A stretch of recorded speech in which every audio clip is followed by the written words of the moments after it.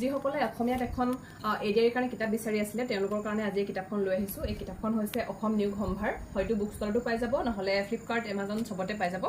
এই কিতাপখনত আপোনালোকে এডিআৰিৰ কাৰণে অসমীয়াত পঢ়িব পাৰিব। গোটেইকেইটা ছাবজেক্ট ধুনীয়াকৈ ইয়াত আছে, কি আছে মই দেখাই দিছোঁ। প্ৰথমতে আছে 2024 মানে এডিআৰি 2.0 গোটেই কুৱেশ্যন পেপাৰখিনি, আৰু ইয়াতে ছল্ভ কৰা আছে ধুনীয়াকৈ, আৰু সেইখিনি অসমীয়াত আছে, গতিকে আপোনালোকৰ অসুবিধা নহয়। আৰু তাৰ পাছত গোটেইখিনি গণিত, ইংৰাজী, সমাজ বিজ্ঞান, কম্পিউটাৰ এই গোটেইখিনি এনেকৈ আছে, সাধাৰণ জ্ঞান গোটেইখিনি আছে।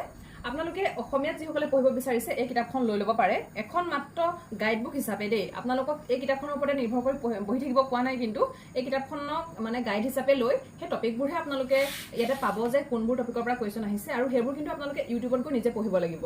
আৰু যদি ইমান ইজিলি বস্তুটো পায়ে যায় তেতিয়াতো আপোনালোকে ৰিজাল্টো নাপায়, অকণমান নিজৰ পৰা কষ্ট কৰিব লাগিব। এইখনত থকা টপিকবিলাক আপোনালোকে লৈ সেই টপিকবিলাক গুগল AI নহ'লে ইউটিউবত চাৰ্চ কৰিব, আৰু তাৰ পৰা পঢ়ি নিজাকৈ এটা নোট বনাই ল'ব, তেতিয়া আপোনালোকৰ সহজ হ'ব।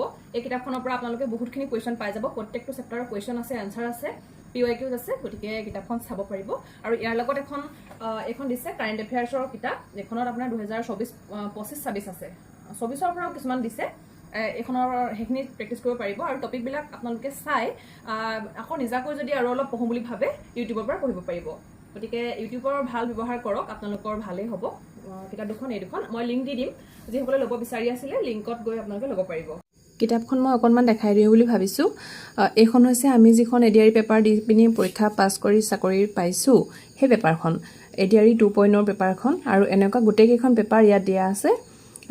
এডিআৰি 2.0 অৰ্থাৎ 2024 চনৰ SLRC গোটেই পেপাৰকেইখন, আৰু ইয়াত এনেকৈ গোটেই 150টা কুৱেশ্যন আছে, আৰু তাৰ পাছত গোটেইখিনি আনচাৰ কি বুলি আছে, আনচাৰ কি গোটেইখিনি আপোনালোকে আনচাৰ চাব পাৰিব। প্ৰথমতে কুৱেশ্যনখিনি কৰি চাব, আৰু পাছত আপোনালোকে আনচাৰ কি চেক কৰিব।